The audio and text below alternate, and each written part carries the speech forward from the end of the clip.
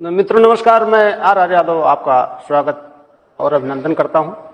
हमने आपको वर्तनी के क्रम में वाक्य से संबंधित जितनी भी प्रकार की अशुद्धियां थी वो बताने का प्रयास किया था और लगभग वाक्यों से संबंधित जो भी प्रश्न आते हैं वो मैंने प्रयास कर दिया है। अब देखिए, आपसे अगला प्रश्न जो किया जाएगा वह होगा, निम्नलिखित शब्दों में किसकी वर्तनी शुद्ध है या निम्नलिखित शब्दों में किसकी वर्तनी अशुद्ध है। ऐसे प्रश्न 4 से 5 किए जाते हैं आरओ एआरओ के क्रम में। आप ध्यान रखिएगा कि आरओ एआरओ में, और यही नहीं, ये पीसीएस मेंस में भी और ये वनडे एग्जाम या और एग्जाम में भी वर्तनी बहुत ही इंपॉर्टेंट टॉपिक होता है। तो आपको मैं बताना चाहूंगा कि कुछ ऐसे शब्दों का कलेक्शन मैंने किया है जो बेहद इंपॉर्टेंट है, यानी कि इतने इंपॉर्टेंट हैं कि अगर आप इसी नोट को ही बना लीजिए, इसी को ही आधार बना लीजिए कि हमको इन्हीं शब्दों को बार बार दोहराना है, तब भी आप अच्छे मार्क्स पा सकते हैं। लेकिन हमारा जो नोट होगा ये इससे ज्यादा होगा, क्योंकि यहां तो मैंने एक समझाने के लिए आपको बताया कि जिससे आपको ज्यादा से ज्यादा चीजें समझ में आ जाए, आपको रटना ना पड़े। बहुत सारी चीज आप ऐसे ही डायरेक्ट रटते हैं, तो रटने का जो प्रोसीजर है, जो कॉन्सेप्ट है, ये बहुत क्षणिक होता है। ये मैंने आपको बार बार बताया है कि आप रटने वाला कॉन्सेप्ट छोड़ने का प्रयास करिए, धीरे धीरे छूट जाएगा। वो आदत में होता है तो जल्दी छूटता नहीं। तो आप ये समझ लीजिए कि जैसे ये शब्द मैंने लिखा है शुद्ध वर्तनी, तो शुद्ध वर्तनी का मतलब है मैंने यहां पर अशुद्ध शब्द नहीं लिखा है, जो भी लिखा है शुद्ध लिखा है। ठीक, जैसे आप जानते हैं कि कोर्ट में ये बोला जाता है कि जो भी कहूंगा सच कहूंगा, सच के सिवा कुछ नहीं कहूंगा, ऐसे बोला जाता है। तो इसमें जो भी शब्द मैंने लिखा है वो सब शुद्ध लिखा है और शुद्ध के अलावा कुछ नहीं लिखा है। ठीक, अब देखिए, ये शब्द बराबर लोक सेवा आयोग पूछता रहता है, क्या? वांग्मय। वांग्मय लिखने का तरीका अलग अलग है, गलत तरीके से लिखने के तरीके हैं। जो आप लिखेंगे तो शायद ही कोई कहेगा ये गलत है।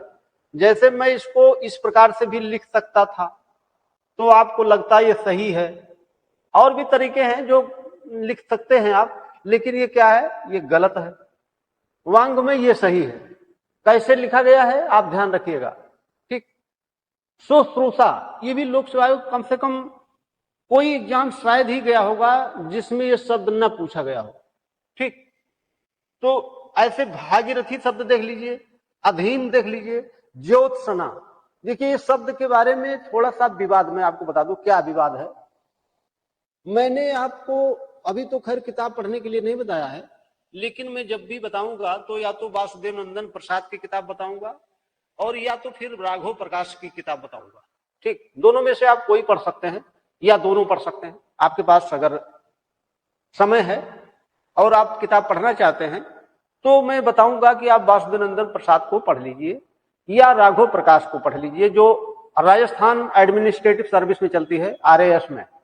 जो राघव प्रकाश नाम उनका है, डॉक्टर राघव प्रकाश, बहुत अच्छे राइटर हैं। और जो किताब मैं बताऊंगा, इस किताब से आप चैलेंज भी कर सकते हैं। जैसे मान लीजिए कि लोक सेवा आयोग ने कोई प्रश्न गलत कर दिया, तो आपने उसको ऐसे छोटी मोटी किताब से चैलेंज नहीं कर सकते।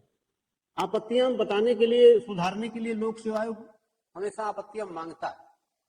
ठीक है, जो आप कोई गलत हो गया सवाल तो उसके लिए लोक सेवा आयोग आपको समय देता है, तो उसमें आप उसी किताब का रिकमेंडेशन कर सकते हैं जो किताब बिल्कुल ऑथेंटिक हो। और ऑथेंटिक किताब कौन सी है? तो मैंने बताया कि 2 किताब है, जिसका नाम है वासुदेव नंदन प्रसाद और डॉक्टर राघव प्रकाश। तो डॉक्टर राघव प्रकाश में ये शब्द जो मैंने यहां पर लिखा है ये दूसरे प्रकार से लिखा है, आप चाहेंगे तो चेक भी कर सकते हैं। लेकिन उन्होंने क्या किया है, उन्होंने जो सा मैंने लिखा है आधा, ये दंती सा है, तो उन्होंने क्या किया है कि पूरा लिख दिया है और कोई गलती नहीं है। और लोक सेवा आयोग ने क्या किया है, लोक सेवा आयोग ने आधा सा माना है। ठीक, तो उस किताब में गलत लिखा है तो आप थोड़ा सा सुधार लीजिएगा, भाई जब आपकी किताब हो। लेकिन वासुदेव नंदन प्रसाद पर कोई उंगली नहीं उठा सकता, ये ध्यान रखिएगा। वो तो कहीं हो सकता है कि प्रिंट करने में गलत हो गया हो, या कोई ऐसी समस्या आई हो, प्रकाशक से गलती हो जाए, तो ऐसी कोई त्रुटि टीचर की नहीं होती है। तो आप ध्यान रखिएगा, ये सही है। हिरण्यकशिपु, एक खूब सवाल पूछा जाता है, आप इस शब्द पर विशेष ध्यान रखेंगे। सन्यासी, देखिए यहां पर पॉइंट भी लगा है और आधा ना भी लिखा गया है। तो ऐसे शब्दों को विशेष तौर से ध्यान रखा जाता है जो शब्द परेशान करने वाले होते हैं, जिन शब्दों को लोक सेवा आयोग बिल्कुल बना लिया है कि हम मूड ही बना लिया कि हमको पूछना ही है, तो आप उस शब्दों को विशेष ध्यान रखेंगे। अंत्याक्षरी भी बराबर पूछा जाने वाला सवाल है। वाल्मीकि, जागृत और अनुगृहित, ये देखिए दोनों को लिखने का तरीका अलग अलग है। आप लोग शब्द पढ़ते हैं लेकिन उसको ध्यान में नहीं रखते हैं, तो वो शब्द ऐसे ही सरसरी नजर से पढ़ करके छोड़ देते हैं। तो वो जब आता है एग्जाम में तो आपका दिमाग व्यवहारिक रूप से काम करना प्रारंभ कर देता है, तो वो व्याकरणिक जो शब्द होते हैं उनको छोड़ देता है दिमाग, समझ गया। तो ये शब्द इस प्रकार से लिखा जाएगा। विषण, ये देखिए विशेषण में नहीं लिखा है, विषाद का विशेषण होता है, लेकिन ये सवाल पूछा जाता है कि कैसे लिखा जाए। ठीक, तो ये मैंने लिख दिया यहाँ पर। दूसरा शब्द देखिए, ये भी लोक सेवा आयोग बराबर पूछता है कि जब उसको पूछना होगा तो ये पूजनीय लिख देगा ऐसे, तो ये गलत है। पूज्य नहीं लिख देगा, पूज्यनीय, ये गलत है। ये दोनों सही हैं, ये ध्यान रखिएगा आप। इसको मैं काट दे रहा हूं, नहीं तो आप कंफ्यूज होंगे। ठीक, और देखिए एक शब्द और पूछता रहता है, ये सरल सवाल है, ये आप पढ़े भी होंगे, कवयत्री लिखा जाता है। या तो पूज्य ये सही है और या तो पूजनीय सही है, ये आप ऐसे ही ध्यान रखेंगे। ठीक, महत्वपूर्ण लिखने का दो तरीका है, ये आप विशेष ध्यान रखिएगा। ये सवाल कभी भी पूछेगा तो आप ये बिल्कुल ऐसे ही याद रखिएगा। ये आधा का 2 बार लिखा गया है और इसको कंफर्म करने के लिए मैंने यहां पर 2 बार लिख दिया। ठीक, तो ऐसे भी सही है और ऐसे भी सही है। क्यों वदंती, क्यों वदंती ऐसे लिखा जाएगा। ऐसे क्या है, वो जब ऐसे लिख देता तो आप कहते ये भी तो सही है, ऐसे क्यों वदंती लिख देता तो क्या आपको गलत लगता? नहीं, सही लगता, लेकिन ये गलत है। ठीक, समझ गया आपने। इसके बाद देखिए हतकंप, मैंने लिखा है हतकंप। उज्ज्वल, ये बराबर पूछा जाता है, तो उज्ज्वल पूछता है, समुज्ज्वल पूछता है, प्रज्वलित। तो शब्द जहां से ट्विस्ट होता है शब्दों में, उन शब्दों को विशेष ध्यान रखा जाता है, क्योंकि प्रज्वलित में देख रहे हैं आधा जा है, फिर समुज्ज्वल में मैंने फिर 2 जा लिख दिया, दोनों आधा लिख दिया, उज्ज्वल में 2 जा आधा है। ऐसे शब्दों पर आप बराबर पकड़ बना रखते हैं, और जो शब्द बहुत परेशान करे उसको लिख लिया करिए, तो 2-3 बार जब लिख लेंगे तब वो आपका शब्द बिल्कुल सही हो जाएगा। ऐसे और देखिए अंतः साक्ष्य या अंतस साक्ष्य, ये दोनों शब्द सही है, ये दोनों पूछा जा सकता है, चाहे इसको लिख दे चाहे इसको लिख दे। जात्यभिमान, ठीक, जात्यभिमान ये ऐसे लिखा जाएगा, यानी कि ऐसा अभिमान जो जाने वाला है। शब्दों का अर्थ भी आपको मैं बताता चलता हूं जिससे आपको पता चल जाए। जगत बंधु, ठीक, जगत बंधु आप जानते हैं, पूरे संसार के मित्र जगत बंधु। उच्छ्वास, उच्छ्वास बोला जाता है। जो अधिकारी न हो, यानी किसी चीज का अनधिकारी को। समुद्री और सामुद्रिक, 2 शब्द, ये दोनों शब्द सही हैं, तो अगर ये दूसरी प्रकार से लिखे जाते हैं तो आप ये मान लीजिएगा कि ये गलत है। ठीक, अछौहिड़ी, अछौहिड़ी शब्द ऐसे ही लिखा जाता है। आपको पता होगा अछौहिड़ी सेना हुआ करती थी पहले जमाने में, तो डीजल पेट्रोल जब नहीं था तो लोग घोड़ा गाड़ी से ही ऐसे ही जाते थे, और उनकी सेना घोड़ों पर सवार होती थी, हाथियों पर सवार होती थी। तो उस जमाने में ये शब्द प्रयोग किया जाता था, कई हजार सेना होती थी, उसको अछौहिड़ी बोला जाता था। अगला पॉइंट देखिए, इसको आप नोट कर लीजिए। आप देखिए इन शब्द को इस शब्द को विशेष ध्यान रखिएगा, छत्र छाया। जब छत्र के बाद में आधा चा लगा है फिर छा आया, तो ऐसे शब्द पर ध्यान रखेंगे। छत्र छाया, तर छाया, बृहद छाया, ऐसे लिखा जाएगा। प्राच्य, पौराणिक, पौरस्त, ये तीनों शब्द का एक ही मतलब है, लेकिन ये शब्द जब पूछा जाएगा तो पूछेगा निम्नलिखित में से कौन शब्द शुद्ध है या सही है, तो ऐसे शब्द को आप पकड़ में रखेंगे।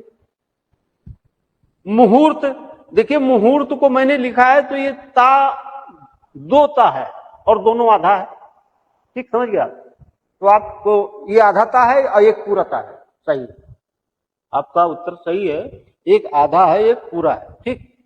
अमावस्या और अमावस्या, अमावस्या अमावास्या, दो शब्द दोनों सही, ठीक।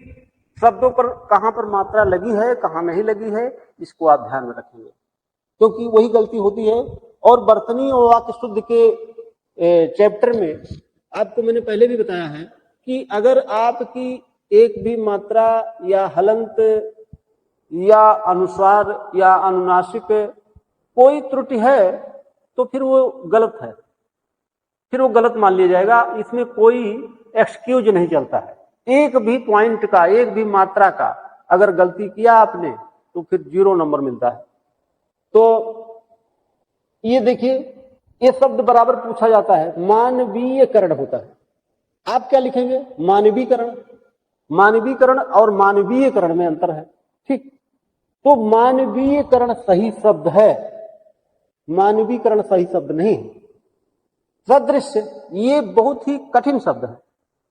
आप हमेशा यही सोचेंगे कि सा पर आ की मात्रा रहेगी, लेकिन वास्तविकता क्या है कि दृश्य सहित तो हम क्या बोलते हैं? सादृश्य। तो ये सा लगा हुआ है लेकिन इस पर मात्रा नहीं लगेगी। आप क्या करेंगे? मात्रा वाले को सही करेंगे। तो छोटी छोटी गलतियों को ध्यान में रखिए। स्वातंत्र, स्वातंत्र कैसे लिखा गया है? देख लीजिए आप कैसे लिखा गया है। हमने कहा है कि आप इसका नोट भी बना सकते हैं, नहीं नोट बना सकते हैं तो इसको ऐसे ही कई बार देख सकते हैं। जब देख लेंगे तब भी आपका सही हो जाएगा।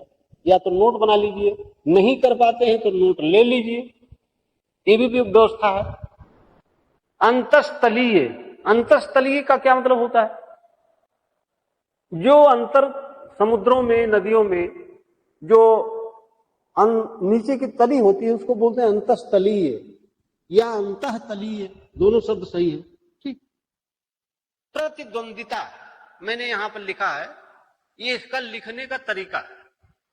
ये दो प्रकार से लिखा जा सकता है। जैसे प्रतिद्वंदिता मैंने यहां पर लिखा है, तो प्रतिद्वंदिता इसको ऐसे भी आपने पढ़ा होगा, ऐसे आपने पढ़ा होगा तो आपके दिमाग में ये चल रहा होगा। तो ऐसा नहीं है कि ये शब्द गलत है, ऐसा नहीं, सही है। लेकिन एक शब्द होता है शुद्ध और एक शब्द होता है विशुद्ध। विशुद्ध का मतलब होता है कि अब भविष्य में इस शब्द में कोई त्रुटि नहीं होगी, और शुद्ध में क्या हो सकता है? उसमें कभी त्रुटि हो सकती है। कैसे? जैसे आपने साइंस में पढ़ा होगा कि आपने पढ़ा होगा H2O, H2O का मतलब पानी, और आपने पढ़ा होगा कि D2O, D2O भारी जल, जिसको आपने बोला भारी जल और H2O में अंतर, यानी कि भारी जल आप प्योरीफाइड करते हैं तब H2O बनता है, तो उसमें अब कोई त्रुटि नहीं है। जैसे आप डिस्टिल वाटर पीते हैं तो अब वो प्योरीफाइड कर दिया गया, तो अब क्या उसको प्योरीफाइड दोबारा कर सकते हैं? अब कोई जरूरत नहीं है, अब पूरी तरह से प्योर है। तो ऐसे ही ये शब्द पूरी तरह से प्योर है, इसमें कोई और त्रुटि नहीं हो सकती है। भविष्य में इसमें त्रुटि हो सकती है लेकिन ये गलत नहीं है। हमारे कहने का मतलब है कि ये शब्द ऐसे भी पूछ सकता है, ऐसे भी पूछ सकता है। तो जिस प्रकार से शब्द पूछा जाए उस प्रकार से आपको उत्तर देना होता है ना। इसके बाद देखिए जगत जननी। जगत जननी, यहां पर एक ना और रहेगा, मैंने यहां पर इसको सही कर लीजिए आप। जगत जननी, ऐसे होगा। एक ना यहां पर छूट गया, ठीक, ये सही है। ब्रज, ब्रज आप देखते हैं कि बहुत तरीके से लोग लिख देते हैं, ब्रिज लिख देते हैं, नीचे री की मात्रा लगा देते हैं, बहुत प्रकार से लिखते हैं, लेकिन वो सही नहीं है। सही क्या है? ये सही है, ब्रज होता है। और वरज भी नहीं होता है, ये भी नहीं होता है, एक ऐसे भी लिखा जाता है, ये भी गलत है, ये गलत है, ये सही है बस। अत्युक्ति, अत्युक्ति ऐसा ही है। विद्युत लता, विद्युत लता आपने दीपावली वगैरह में जो आपने वो सब लाइट की व्यवस्था करते हैं, तो जो विद्युत, उसको विद्युत लता बोला जाता है, समझ गए आप? हिंदी की भाषा में पुल्लिंग शब्द ऐसे लिखा जाता है। मैंने पहले भी जब बताया था आपको, जब वर्तनी, मैंने वाक्यों वाली वर्तनी बताया था, तो उसमें बताया था कि पुल्लिंग शब्द कैसे लिखा जाता है, तो ये मैंने यहां पर सही तरीके से लिख दिया। रचयिता, रचयिता ऐसे लिखा जाता है। सरोजनी कई बार शब्द पूछा गया है, तदुपरांत भी शब्द पूछा गया है। इसके बाद देखिए कुमुदनी कई बार पूछा गया है, फिटकरी पूछा गया है, अन्योन्याश्रित शब्द ये है। उत्तुंग आधाता है और पूराता है। सिरह पीड़ा, सिर का दर्द, उसको सिरह पीड़ा बोलते हैं। ये आपको जो मैंने बताया, ये शब्द बहुत ही इंपॉर्टेंट हैं। और यही 2-3 वीडियो में जो वर्तनी वाले शब्द मैंने लिखा है, मैं आपसे इतना जरूर कह सकता हूं कि इसमें अगर 5 प्रश्न पूछा गया तो 3 या 4 शब्द जरूर पूछ लेगा इसी में से। तो आपको दोनों तरीके से मैंने बताया पढ़ने के लिए ना, कि ये इतना पर्याप्त तो नहीं है, लेकिन इसके साथ में अगर आपने थोड़ा बहुत नोट का सहारा लिया या थोड़ी सी किताब का सहारा ले लिया तो आपका काम चल जाएगा, ठीक। क्योंकि वीडियो में या ऐसे ऑनलाइन में 100% नहीं बताया जा सकता है, ठीक। तो अच्छा, यहां पर मैंने कुछ शब्द लिख दिया है, नीचे जो दूसरे कलर में लिखा है ब्लू कलर से, इसमें देखिए आप जब विद्यार्थी लिखते हैं तो विद्यार्थी कैसे लिखते हैं? तो आप लिखते हैं विद्यार्थी ऐसे, था पर बड़ी की मात्रा लगाते हैं। लेकिन जब विद्यार्थी गण लिखेंगे तो था पर छोटी की मात्रा लगाएंगे, ध्यान रखिएगा। जब आप यहां पर लिखते हैं नेतागण, तो नेता लिखते हैं तो ता पर क्या लगाते हैं? आ की मात्रा। अब क्या मैंने लिखा? नेत्रिगण। अब मनीषी लिखते हैं, लेकिन जब मनीष गण शब्द लिखेंगे तो सा पर छोटी की मात्रा लग जाएगी। फिर आप लिखते हैं गुड़ी, गुड़ी मतलब गुणवान, लेकिन जैसे ही आप गण लिखेंगे उसके बाद में तो गुण गण हो जाएगा। फिर लिखा मैंने महात्मा गण, ऐसे क्या लिखते हैं आप? महात्मा लिखते हैं, ठीक। जैसे जैसे आपको बता दें कि आप लिखते हैं चक्षु, चक्षु लिखते हैं, ऐसे लिखते हैं, ले चक्षु ऐसे लिखते हैं, चक्षु, चक्षु मतलब आंख। लेकिन अगर आपने लिख दिया चक्षु रोग तो ऐसे लिखेंगे, तो वही शब्द बदलने पर मात्रा बदल जाती है, समझ गए ना? जैसे यहां पर मैंने लिखा है ऐसे, जैसे पक्षी लिखते हैं आप, तो पक्षी लिखेंगे तो कैसे लिखेंगे? छा पर बड़ी की मात्रा लगाएंगे।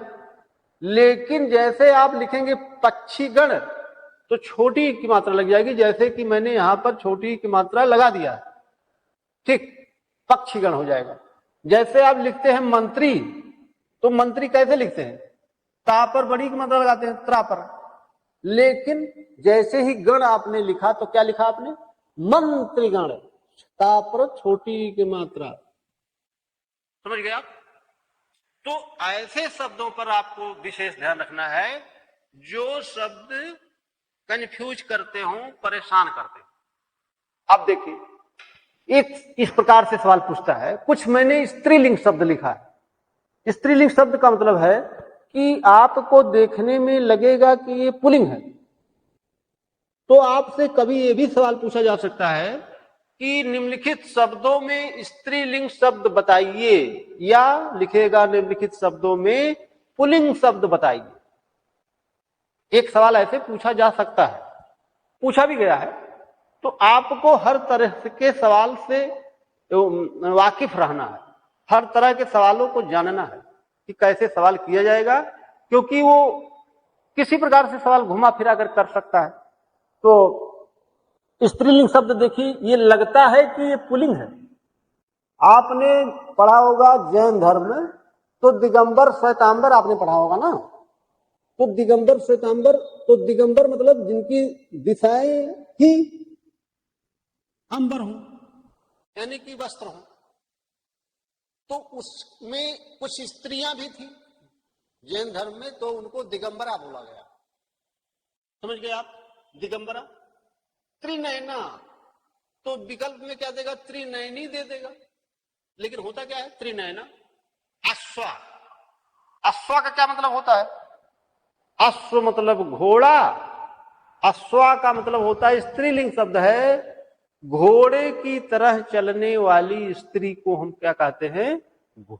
अश्वा। ठीक, यानी कि ये स्त्रीलिंग शब्द है। भुजंगी लिखा है, भुजंगी भुजंग का स्त्रीलिंग शब्द है। तो जब वो गलत पूछेगा तो लिखेगा भुजंगिनी, तो आपको लगेगा सही तो है, लेकिन वास्तविकता क्या है? भुजंगिनी शब्द ही गलत है। ठीक, फिर अगला लिखा है कोमलांगी। कोमलांगी की जगह पर क्या लिखेगा? कोमलांगिनी। फिर लिखा है मृग नयनी। फिर लिखा है कृशांगी। कृशांगी का मतलब होता है बिल्कुल दुबली पतली स्त्री। ये स्त्रीलिंग शब्द है, तो इसका मतलब है कृशांगी का मतलब बिल्कुल दुबली पतली। तो शब्दों पर आपको विशेष ध्यान रखना है। अगला देखिए, अभी स्त्रीलिंग शब्द और भी हैं, जैसे यहां से बहुत अच्छे अच्छे प्रश्न किए जाते हैं। तो आपको हर प्रकार के शब्दों से हम परिचित कराना चाहते हैं कि जिससे आपको ये आइडिया लग जाए कि ये शब्द आया है या ये प्रश्न आया है, तो हमको इसका उत्तर किस प्रकार से देना है। मान लीजिए वो शब्द आपने सुना भी ना हो, कहीं पढ़ा भी ना हो, तब आप वो शब्द अगर सही कर ले आते हैं, वह प्रश्न आप सही करते हैं, तब आप ये समझिए कि हमारी पढ़ाई सार्थक है। अन्यथा हमारे पढ़ने का कोई विशेष लाभ नहीं हुआ, हमको तो रटना पड़ा। तो बात वही हो गई ना कि जो शब्द हम जानते हैं इसका मतलब हमने रटा है। न जानते हुए शब्दों को जब आप सही कर ले जाएं कि ये शुद्ध है कि अशुद्ध है, तब आपकी बहादुरी है। ठीक, अब देखिए यहां पर मैंने लिखा अनाथा। तो अनाथा जानते हैं आप, अनाथ का स्त्रीलिंग शब्द है, तो जब इसको लिखना होगा तो अनाथिनी लिख देगा। फिर लिखा चातकी। चातक एक पक्षी होता है, उसी का स्त्रीलिंग चातकी होता है। पिशाची, ये इंपॉर्टेंट शब्द है। पिशाची का मतलब होता है, ये स्त्रीलिंग किसका है? पिशाच का है। तो गलत करना होगा तो पिशाचिनी लिखेगा। फिर लिखा है त्रिनयना, तो हो गया सुनैना।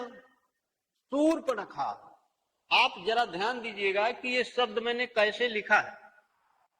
तालब्बी सा पर बड़ा ऊ की मात्रा लगाया है, और फिर पा पर ऊपर रा की मात्रा लगी है, और फिर ड़ा लिखा है, फिर खा लिखा है। आप लोग इसको जल्दीबाजी में पढ़ते हैं तो सुपर्णखा पढ़ते हैं, तो वास्तव में गलत है। ये सही है जो मैंने लिखा है। सुषमा, सुषमा शब्द सरल तो है, लेकिन जल्दीबाजी में आप कहेंगे ये भी सही है, तो यहां पर दूसरा वाला सा लिख देगा, यानी कि तालब्बी सा लिख देगा। कुछ भी लिख सकता है, तो आप कहेंगे सही है। आगे देखिए गजगामिनी। गजगामिनी का क्या मतलब होता है? हाथी की तरह चलने वाली स्त्री को गजगामिनी कहते हैं। ठीक, स्त्रीलिंग शब्द है। इसके बाद लिखा कृशांगी। मैंने बताया है कि कृशांगी दुबली पतली स्त्री। धोबिन, ये सवाल पूछा गया है। धोबी का स्त्रीलिंग शब्द है धोबिन। अब देखिए, अब बाकी फिर कुछ इंपॉर्टेंट शब्द और आ गए।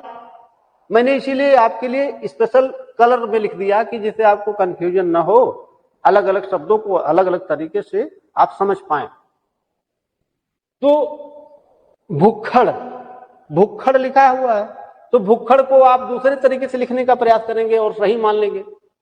तो एक का है, आधा का है, फिर खा है। अंतस चेतना, ये सवाल पूछा गया है। निश्चल, निश्चल ऐसे लिखा जाएगा। निश्चेष्ट ऐसे लिखा जाएगा। ये अच्छे प्रश्न हैं, अच्छे शब्द हैं, इसको आप विशेष ध्यान रखेंगे तो बहुत आसानी से कर लेंगे। दुर्धर्ष, दुर्धर्ष कैसे लिखा जाएगा? जिसको आप बताते हैं बहुत जीवट आदमी है, बड़ा मेहनती आदमी है, ठीक, उसको बोला जाता है क्या? दुर्धर्ष। ठीक। दुर्निवार, ऐसा काम या कोई विषय वस्तु जो जिसका निवारण बहुत कठिन हो, उसको दुर्निवार कहते हैं। ठीक।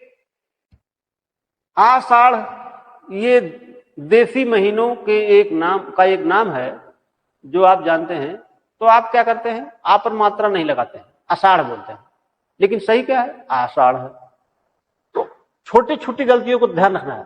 तत्कालिक नहीं होता है, तात्कालिक होता है, व्यावहारिक होता है, सांसारिक होता है, आध्यात्मिक होता है, आभ्यंतरिक होता है। ये क्या शब्द हैं ऐसे? एक सवाल यहां से भी पूछा जाता है, आ की मात्रा लगी है कि नहीं लगी है। ठीक। जैसे आपने पढ़ा होगा, ये प्रासाद होता है। प्रासाद मतलब होता है महल। ठीक। प्रासाद मतलब होता है महल, और प्रसाद मतलब भगवान का प्रसाद। ठीक।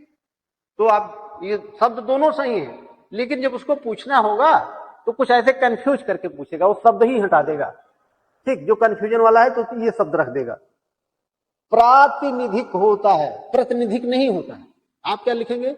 जैसे प्रतिनिधि लिखते हैं, जब इसको आप लिखेंगे तो ऐसे लिखेंगे, प्रतिनिधि ऐसे लिखेंगे। लेकिन जब इसमें का जोड़ना होगा तो क्या करेंगे? प्रातिनिधिक, प्रा पर आ की मात्रा लग गई। ठीक। आनुषंगिक, आनुषंगिक बहुत इंपॉर्टेंट शब्द है, जो हर किताब में ये शब्द नहीं मिलेगा।